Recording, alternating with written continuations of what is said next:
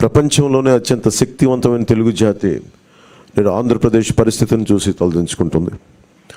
లూటీ కోసమే 13 లక్షల కోట్ల అప్పు చేసి రాష్ట్ర ఆర్థిక వ్యవస్థను దివాళా తీయించారు. గత 5 ఏళ్లుగా అన్ని రంగాల్లో రాష్ట్రం తిరోగామి దిశలో పయనిస్తున్నది. సమాజంలో ఎటు చూసినా అభద్రత, అశాంతి, హత్యలు, ఆత్మహత్యలు కనిపిస్తున్నాయి. ధరలు, పన్నులు, ఛార్జీలు, అప్పుల బాధుడితో ఒక్కో కుటుంబం పైన దాదాపు 8 లక్షల భారం మోపారు. 10 రూపాయలు ఇచ్చి 100 రూపాయలు కొట్టేస్తూ పొద్దున్నే పథకం కింద డబ్బులు ఇచ్చి సాయంత్రం సారా కింద పట్టుకెళ్ళిపోయే ఈ ప్రభుత్వం చేస్తూ ఉన్నారు. పట్టభద్రుల నిరుద్యోగంలో 24%, దేశంలోనే ఏపీ మొదటి స్థానంలో ఉంది. రైతుల ఆత్మహత్యల్లో 3వ స్థానంలో, 18 ఏళ్లలోపు బాలికలపై జరుగుతున్న అత్యాచారాల్లో 2వ స్థానంలో ఉంది. పోలవరం నదుల అనుసంధానాన్ని గోదాట్లో ముంచేశారు. సంపద సృష్టి, ఉపాధి కల్పన కేంద్రమైన ప్రజా రాజధాని అమరావతిని విధ్వంసం చేశారు.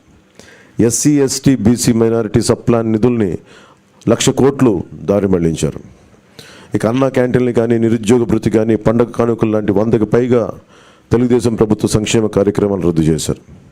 ముఖ్యంగా గత కొద్ది రోజులుగా నేను మాట్లాడుతాను ల్యాండ్ టైటిలింగ్ యాక్ట్ పేరు మీద. పట్టా పుస్తకాల మీద ఆంధ్రప్రదేశ్ రాజముద్ర తీసి జగన్ ఫోటో వేయించుకొని తన అచ్చరాకైన పనులు చాలా చేస్తూ లక్షలాది ఎకరాల ల్యాండ్ టైటిలింగ్ యాక్ట్ పేరు మీద లక్షలాది ఎకరాలని ప్రజల ఆస్తుల్ని కబ్జా చేస్తున్నారు. ల్యాండ్, శాండ్, వైన్, మైన్, గంజాయి, డ్రగ్స్, ఎర్రచందనం, రేషన్ బియ్యం మాఫియాలతో దాదాపు 8 లక్షల కోట్ల ప్రజాధనాన్ని కొల్లగొట్టారు. స్థానిక సంస్థల ఎన్నికల్లో బీసీ రిజర్వేషన్లని 10% కోత కోసి 16,800 రాజ్యాంగ పదవులకి బీసీలకి దూరం చేశారు. విషపూరిత మద్యం పోసి 35 లక్షల మంది ఆరోగ్యాలను నాశనం చేశారు. 30,000 మంది ప్రాణాలు తీసి వారి భార్యలకి పసుపు తాడులు మంట కలిపారు. గృహ నిర్మాణం పేరుతో పేదలు అప్పులు చేశారు. ప్రశ్నించిన ప్రతిపక్షాలు ఎస్సీ, ఎస్టీ, బీసీ, మైనారిటీలని 600 మందిని హత్య చేశారు. వివేకానంద రెడ్డి గారి హంతకుల్ని ఇంకా కాపాడుతూనే ఉన్నారు. స్థానిక సంస్థలకు కేంద్రం ఇచ్చిన 12,000 కోట్ల రూపాయలని దారి మళ్లించారు. గ్రామ పట్టణాభివృద్ధిని దెబ్బతీశారు దారి మళ్లించి. ఈ విధ్వంస పరిస్థితులను చక్కదిద్ది రాష్ట్రాన్ని గాడిలో పెట్టేందుకే ఎన్నికల రూపంలో ఒక అవకాశం మన ముందుకు వచ్చింది. ఈ విధ్వంస పాలన సాగనంపి స్వర్ణాంధ్రను నిర్మించుకోవడానికే మా కూటమి అభ్యర్థులకి ఘన విజయం చేకూర్చాల్సిన అవసరం ప్రతి ఓటరు పైన ఉన్నదని విజ్ఞప్తి చేస్తున్నాం. తెలుగుదేశం పార్టీ చేసిన సూపర్ 6, అలాగే జనసేన ప్రతిపాదించిన షణ్ముఖ వ్యూహం, ఈ మూడిటితో కలిపి ముందుగా మేము 12తో ప్రారంభించి ఈరోజు సంపూర్ణంగా అన్ని ఎస్సీ, ఎస్టీ, అన్ని రకాల వర్గాలకి, ముస్లిం మైనారిటీలకి, క్రిస్టియన్లకి, అన్ని సంఘాల వాళ్ళకి, అన్ని రంగాల వాళ్ళకి చాలా సమగ్రంగా ఏర్పడిన కూటమి ఇది మన ఈ మేనిఫెస్టో. ఇది ముఖ్యంగా దీంట్లో నేను మీ దృష్టికి తీసుకొచ్చేది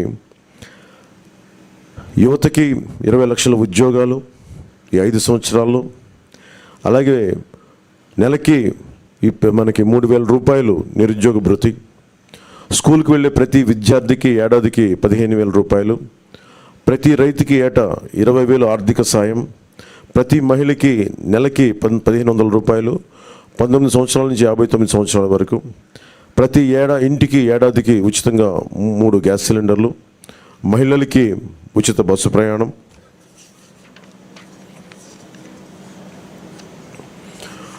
మత్స్యకారులకు సంబంధించి సముద్ర వేట విరామ సమయంలో మత్స్యకారులకు 20,000 రూపాయల ఆర్థిక సాయం. జీవో2 2017ని రద్దు చేస్తాం. బోట్ల మరమ్మతులకు కానీ, ఆధునిక కమ్యూనికేషన్లకు కానీ ఆర్థిక సాయం అందిస్తాం.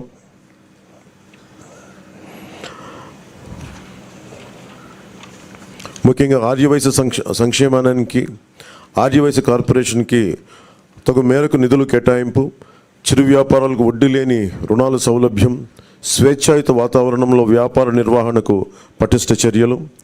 ముఖ్యంగా కన్యకా పరమేశ్వరి అమ్మవారి ఆత్మార్పణ దినోత్సవాన్ని అధికార కార్యక్రమంగా చేపడతాం.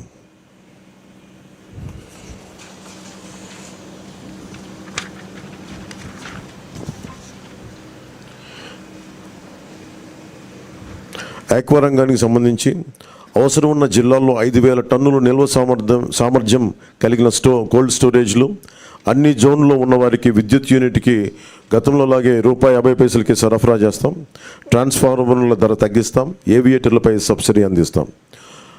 ఏ ఇసుక కోసం అయితే దోపిడీ చేసిందో జేపీ వెంచర్స్ దానికి ప్రజల నుంచి దాదాపు 39 మంది పైగా భవన నిర్మాణ కార్మికులు చనిపోయారు. మేమందరం వారికి అండగా ఉన్నందుకు ఈ రోజున వారికి సామాన్యులకి ఇసుక అందుబాటులో ఉండే విధంగా సమగ్రమైన ఇసుక విధానం, అలాగే ముఖ్యంగా విద్యార్థులకు సంబంధించి ఎయిడెడ్ కాలేజీలు, ప్రైవేట్ పీజీ విద్యార్థులకి ఫీజు రీయింబర్స్మెంట్ పునరుద్ధరిస్తాం. కాలేజీలకి రుసుము చెల్లించే సర్టిఫికేట్లు విద్యార్థులకు చిక్కులు లేకుండా చేస్తాం. ల్యాండ్ టైటిలింగ్ యాక్ట్ని రద్దు చేసి ప్రజలకి రక్షణ కల్పిస్తాం. మిగతావన్నీ చంద్రబాబు గారు తెలియజేసుకుంటారు, గౌరవ మాజీ ముఖ్యమంత్రి.